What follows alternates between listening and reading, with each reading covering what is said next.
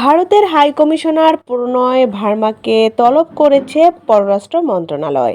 সাবেক প্রধানমন্ত্রী শেখ হাসিনাকে ভারতে অবস্থান করে বাংলাদেশে সন্ত্রাসী কর্মকাণ্ডে উস্কানি দেওয়ার সুযোগ দেওয়া এবং আসন্ন জাতীয় সংসদ নির্বাচন বানচালের প্রচেষ্টার অভিযোগে ঢাকায় নিযুক্ত ভারতীয় হাই কমিশনার প্রণয় ভার্মাকে তলব করেছে পররাষ্ট্র মন্ত্রণালয়।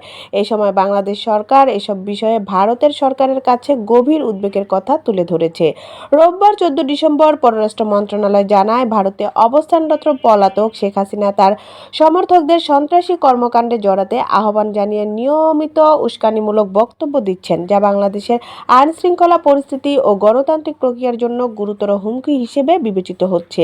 শেখ হাসিনা ও সাবেক স্বরাষ্ট্রমন্ত্রী আসাদুজ্জামান খান কামালকে আদালতের দেওয়ার দণ্ডের মুখোমুখি করতে দ্রুত প্রত্যর্পণ বিষয়ে দিল্লির প্রতি আহ্বান পুনর্ব্যক্ত করেছে ঢাকা। এদিকে ভারতে অবস্থানরত আওয়ামী লীগের পলাতক সদস্যদের বাংলাদেশ বিরোধী কর্মকাণ্ডের দিকেও ভারতীয় হাইকমিশনারের দৃষ্টি আকর্ষণ করা হয়।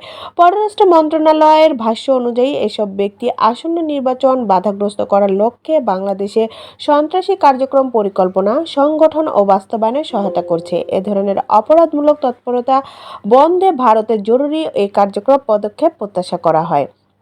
এ সময় ভারতের হাই কমিশনার জানিয়েছেন, বাংলাদেশের শান্তিপূর্ণ নির্বাচন অনুষ্ঠিত হোক, এটাই ভারতের প্রত্যাশা। এ লক্ষ্যে তার দেশ সব ধরনের সহযোগিতা দিতে প্রস্তুত বলে তিনি জানান। The world news, Dhaka.